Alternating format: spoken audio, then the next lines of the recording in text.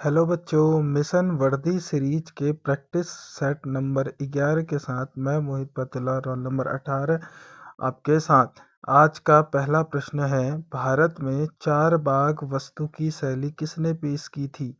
Option है मुगल, राजपूत, मौर्य और मराठा। तो इसका राइट आंसर हो जाएगा आपका ऑप्शन नंबर ए, मुगल। ठीक है, मुगलों ने चार बाग वास्तु कला की शैली पेश की थी। और दोस्तों, आप लास्ट में बताना कि आपके कितने नंबर आए। ये सामान्य ज्ञान के 25 टॉप क्वेश्चंस है जो आपके प्रीवियस ईयर में पूछे गए हैं। प्रश्न संख्या आपका पहला, जिसकी व्याख्या हमने लिखी है, चारबाग शैली मुगलों द्वारा भारत लाई गई थी। इसमें एक वर्गाकार बगीचे को चार छोटे हिस्सों में रास्तों या बहते पानी द्वारा विभाजित किया जाता है।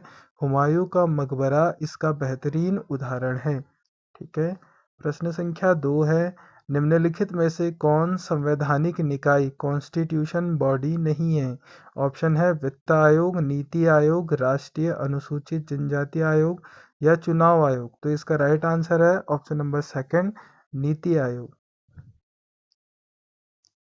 नीति आयोग एक कार्यकारी निकाय है जिसको एग्जीक्यूटिंग बॉडी भी कहते हैं, जिसका संविधान में उल्लेख नहीं है। वित्त आयोग अनुच्छेद 280, चुनाव आयोग अनुच्छेद 324 और SC ST आयोग संवैधानिक निकाय हैं। ठीक है, जो कॉन्स्टिट्यूशन में है उन्हें हम संवैधानिक यानी कॉन्स्टिट्यूशनल बॉडी कहेंगे, और जो कार्यकारी निकाय है उसको हम एग्जीक्यूटिव बॉडी कहेंगे। प्रश्न संख्या 3, उत्तरी मैदानों के निम्नलिखित क्षेत्रों में से कौन सबसे अधिक उपजाऊ है? ऑप्शन है खादर, तराई, भाबर या बांगर। तो कौन सी मिट्टी है? ऑप्शन नंबर ए, खादर मिट्टी। ठीक है। खादर नई जलोढ़ मिट्टी होती है जो हर साल बाढ़ के साथ नवीनीकृत होती है, इसलिए यह सबसे उपजाऊ होती है। बांगर पुरानी जलोढ़ मिट्टी है। भाबर कंकड़ पत्थरों वाला क्षेत्र है और तराई दलदली क्षेत्र है। आप कमेंट बॉक्स में बताना कि खटीमा की जो मिट्टी है वो कैसी मिट्टी होगी, जलोढ़ होगी या खादर होगी, बांगर होगी। ठीक है, तो आप कमेंट बॉक्स में बताना। प्रश्न संख्या 4, पेनिसिलिन का आविष्कार किसने किया था?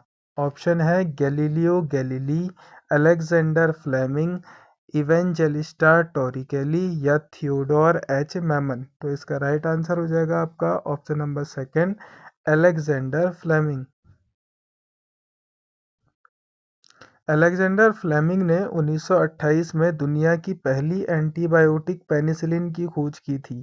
टॉरिकेली ने बैरोमीटर और मैमन ने लेजर का आविष्कार किया था। ठीक है, तो यहाँ से आपके टॉरिकेली ने और मैमन ने किसका आविष्कार किया था उसकी जानकारी भी मिल जाती है। प्रश्न संख्या 5 है, ब्रूम एंड ग्रूम पुस्तक के सह लेखक हैं। ऑप्शन है आपके सलमान रुश्दी, शशि थरूर, किरण बेदी या नरेंद्र मोदी। तो इसका राइट आंसर है आपका option number third, Kiran Bedi. Broom and groom Kiran Bedi और पवन चौधरी द्वारा स्वच्छता और शिष्टाचार पर लिखी गई पुस्तक है। तो यहाँ पे दो नाम आपके सामने आते हैं, किरण बेदी और पवन चौधरी। ठीक है, जिन्होंने ब्रूम एंड ग्रूम पुस्तक लिखी है जिसमें स्वच्छता और शिष्टाचार की बातें कही गई है। प्रश्न संख्या 6, निम्नलिखित में से कौन सी योजना केंद्रीय बजट 2019-20 में वर्णित है? ऑप्शन है प्रधानमंत्री सहज बिजली हर घर योजना, प्रधानमंत्री उज्ज्वला योजना, प्रधानमंत्री जन आरोग्य योजना या प्रधानमंत्री श्रम योगी मानधन। तो कौन सी वर्णित है आपकी? ऑप्शन नंबर 4, प्रधानमंत्री श्रम योगी मानधन। ठीक है, यह योजना असंगठित क्षेत्र के श्रमिकों के लिए पेंशन योजना के रूप में 2019 के बजट में घोषित की गई थी। प्रश्न संख्या 7 है, ओलंपिक एथलीट ब्रूनी सुरीन निम्नलिखित में से किस देश से संबंधित है? ऑप्शन है स्पेन, ऑस्ट्रिया, मैक्सिको या कनाडा। तो इसका राइट आंसर है आपका option number 4, Canada. Bruny Surin Canada के एक प्रसिद्ध धावक स्प्रिंटर रहे हैं जिन्होंने 1996 के अटलांटा ओलंपिक में स्वर्ण पदक जीता था। प्रश्न संख्या 8, ग्रेट बैरियर रीफ कहाँ स्थित है? ऑप्शन है ऑस्ट्रेलिया, बहरीन, पेरू या मैक्सिको। तो इसका राइट आंसर हो जाएगा आपका option number A, Australia. Australia यह दुनिया की सबसे बड़ी मूंगा चट्टान कोरल रीफ प्रणाली है जो ऑस्ट्रेलिया के क्वींसलैंड के तट पर स्थित है। प्रश्न संख्या 9 है, इंटाक का पूर्ण रूप क्या है? INTACH। ठीक है। ऑप्शन है आपके Indian national trust for art and cultural heritage, Indian national trust for archaeological and cooperative heritage, Indian national trust for architectural and calligraphic heritage, Indian national trust for art and corporate heritage. तो इसका right answer है आपका option number A, Indian national trust for art and cultural heritage. यह भारत में विरासत संरक्षण के लिए काम करने वाला एक गैर लाभकारी संगठन है जिसकी स्थापना कब हुई थी? 1984 को। ठीक है। आज का 10वां प्रश्न है आपका, बाघ की गुफाएं किस राज्य में स्थित हैं? आपके ऑप्शन है मध्य प्रदेश, उत्तर प्रदेश, कर्नाटक और असम। तो इसका राइट आंसर हो जाएगा option number A, Madhya Pradesh. बाघ की गुफाएं मध्य प्रदेश के धार जिले में स्थित है। यह बौद्ध धर्म से संबंधित प्राचीन रॉक कट गुफाएं हैं। प्रश्न संख्या 11, कतरनिया घाट वन्यजीव अभयारण्य किस राज्य में स्थित है? ऑप्शन है उत्तर प्रदेश, कर्नाटक, मध्य प्रदेश या बिहार। तो इसका राइट आंसर हो जाएगा option number A, Uttar Pradesh. कतरनिया घाट वन्यजीव अभयारण्य कहाँ है? उत्तर प्रदेश। यह उत्तर प्रदेश के बहराइच जिले में दुधवा टाइगर रिजर्व का हिस्सा है। तो आपको इससे ये भी पता चल जाता है कि दुधवा टाइगर रिजर्व कहाँ है? उत्तर प्रदेश में। प्रश्न संख्या 12, द बैचलर ऑफ आर्ट्स पुस्तक के लेखक कौन है? ऑप्शन है Ruskin bond, R.K. Narayan, Rudyard Kipling या विक्रम सेठ। तो इसका राइट आंसर हो जाएगा आपका option number second, R.K. Narayan.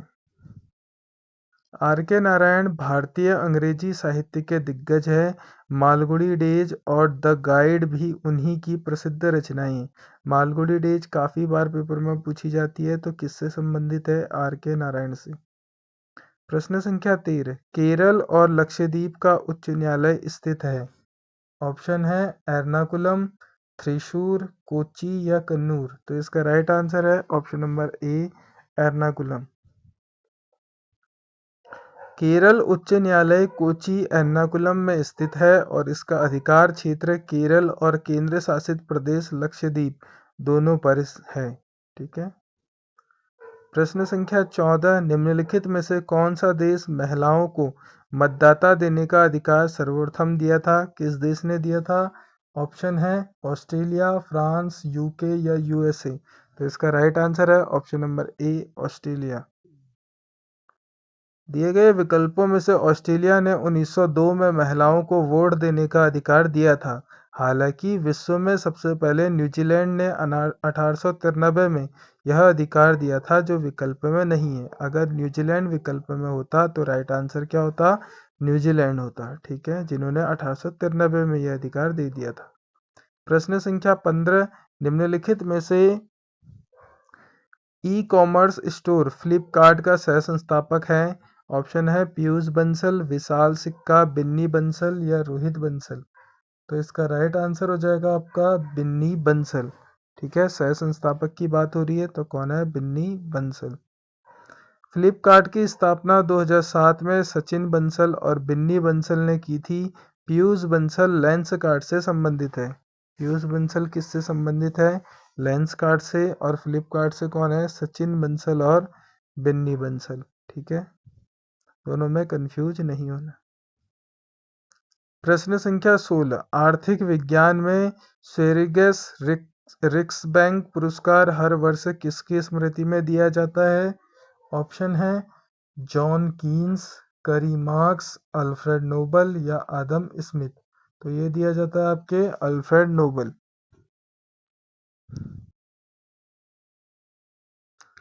इसे सामान्यतः अर्थशास्त्र का नोबेल पुरस्कार कहा जाता है। इसकी स्थापना 1968 में स्वीडन के केंद्रीय बैंक द्वारा की गई थी। ठीक है, तो प्रश्न ऐसा भी बनता है कि अर्थशास्त्र का नोबेल पुरस्कार किसे कहा जाता है, तो आप क्या कह सकते हैं, स्वेरिगेस रिक्स बैंक पुरस्कार। ठीक है, जो स्वीडन के केंद्रीय बैंक द्वारा दी गई थी। प्रश्न संख्या 17, खेल का विषय भारतीय संविधान की किस सूची के अंतर्गत आता है? ऑप्शन है संघ सूची, राज्य सूची, अवशेष सूची या समवर्ती सूची। तो इसका राइट आंसर हो जाएगा ऑप्शन नंबर सेकंड, राज्य सूची। खेल 7वीं अनुसूची के अंतर्गत राज्य सूची का विषय है। प्रश्न संख्या 18, सुभाष चंद्र बोस डैश में हरिपुरा कांग्रेस सत्र के अध्यक्ष चुने गए थे। ऑप्शन है 1938, 1942, 1936 या 1940। तो इसका राइट आंसर हो जाएगा ऑप्शन नंबर ए, 1938। 1938 में हरिपुरा सत्र में बोस पहली बार अध्यक्ष बने। 1939 त्रिपुरी सत्र में भी वे चुने गए थे, लेकिन गांधी जी के साथ मतभेदों के कारण इस्तीफा दे दिया गया। ठीक है, प्रश्न संख्या 19, उत्तर से दक्षिण तक पहाड़ियों का क्रम लगाना है। जो आपकी ये पहाड़ियाँ दी गई है 4, उनमें से उत्तर से दक्षिण यानी ऊपर जम्मू कश्मीर से लेके नीचे तमिलनाडु। जरूरी नहीं कि कोई पहाड़ी इसमें जम्मू कश्मीर की हो, लेकिन जो भी पहाड़ी आपकी होगी वो कहाँ की दिशा में होनी चाहिए थी, उत्तर से दक्षिण दिशा में। ठीक है, ऑप्शन है आपके नल्ला पहाड़ियाँ, सेवरॉय पहाड़ियाँ, पालकोंडा पहाड़ियाँ और जावड़ी पहाड़ियाँ। ठीक है, तो इसका राइट आंसर है आपका ऑप्शन नंबर थर्ड। क्या है, थर्ड। सबसे पहले आएगी आपकी नल्ला माला पहाड़ियाँ, और फिर आएगी पालकोंडा पहाड़ियाँ, फिर आएगी जावड़ी पहाड़ियाँ, और फिर आएंगी सेव रॉय की पहाड़ियाँ। देखिए, जो आपकी नल्ला माला है, ठीक है, वो आपकी आंध्र प्रदेश में है। पालकोंडा भी आपके आंध्र प्रदेश में है। जावड़ी और तमिलनाडु आपकी, जावड़ी और सेवराय आपकी कहाँ है, तमिलनाडु में। और उसमें भी ये सब किससे, उत्तर से दक्षिण के क्रम में है। प्रश्न संख्या 20, राष्ट्रीय जनसंख्या नियंत्रण आयोग के अध्यक्ष कौन है? ऑप्शन है केंद्रीय स्वास्थ्य और परिवार कल्याण मंत्री, राष्ट्रपति, संबंधित विभाग के सचिव या प्रधानमंत्री। तो इसके आपके जो अध्यक्ष हैं वो हैं प्रधानमंत्री। राष्ट्रीय जनसंख्या आयोग एनसीपी की अध्यक्षता भारत के प्रधानमंत्री करते हैं। निम्नलिखित में से कौन सा दर्रा सही सुमेलित नहीं है? ऑप्शन है जोजिला दर्रा जम्मू और कश्मीर, माना दर्रा उत्तरकाशी, सिपकिला दर्रा अरुणाचल प्रदेश या नाथुला दर्रा सिक्किम। तो इसका राइट आंसर है आपका ऑप्शन नंबर थर्ड, सिपकिला दर्रा अरुणाचल प्रदेश जो आपका दिया गया है ये सही सुमेलित नहीं है। सिपकिला दर्रा हिमाचल प्रदेश में स्थित है, भारत चीन सीमा पर, न कि अरुणाचल प्रदेश पर। प्रश्न संख्या 22, किस किसान विद्रोह में सरदार वल्लभ भाई पटेल ने भाग लिया था? ऑप्शन है ईका आंदोलन, तेभागा आंदोलन, किसान सभा या बारदोली सत्याग्रह। तो किस में लिया था?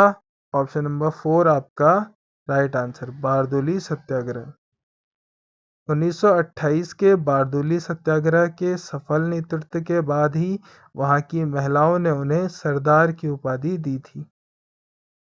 प्रश्न संख्या 23 है, रोटा वायरस वैक्सीन का उपयोग किस बीमारी को रोकने के लिए किया जाता है? ऑप्शन है पोलियो, अतिसार, एड्स या हेपेटाइटिस। तो इसका राइट आंसर हो जाएगा ऑप्शन नंबर सेकंड, अतिसार, जिसको डायरिया भी कहते हैं। रोटा वायरस बच्चों में होने वाली गंभीर दस्त जो डायरिया का मुख्य कारण है। रोटावाक भारत में इसके लिए दी जाने वाली वैक्सीन है। ठीक है, तो इसके वैक्सीन का नाम भी आप याद कर सकते हैं। अगला प्रश्न है प्रश्न नंबर 24, IUCN के अंतर्गत बाघ किस श्रेणी में आता है? तो इसके ऑप्शन है आपके संकटग्रस्त, गंभीर रूप से संकटग्रस्त या विलुप्त या कमजोर। तो इसका राइट आंसर हो जाएगा आपका ऑप्शन नंबर ए, संकटग्रस्त। IUCN की रेड लिस्ट में बाघ पैंथरा जो टाइग्रिस है को एंडेंजर्ड श्रेणी में, जो संकटग्रस्त में आता है। आज का अंतिम प्रश्न है, कौन सा विभाग औद्योगिक उत्पादन सूचकांक (IIP) प्रकाशित करता है? ऑप्शन है केंद्रीय सांख्यिकी कार्यालय (CSO), राष्ट्रीय नमूना सर्वेक्षण संगठन (NSSO), औद्योगिक नीति और संवर्धन विभाग या श्रम ब्यूरो। तो इसका राइट आंसर हो जाएगा आपका ऑप्शन नंबर ए, केंद्रीय सांख्यिकी कार्यालय (CSO), ठीक है, जो आपका औद्योगिक उत्पादन सूचकांक जारी करता है।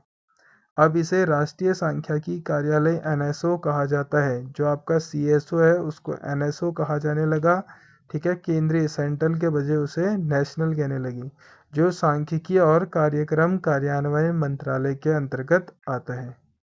ठीक है, अगर चैनल में पहली बार आए हैं तो चैनल को सब्सक्राइब करें। मिलते हैं ऐसे ही वीडियो के साथ, तब तक के लिए अपना ध्यान रखें।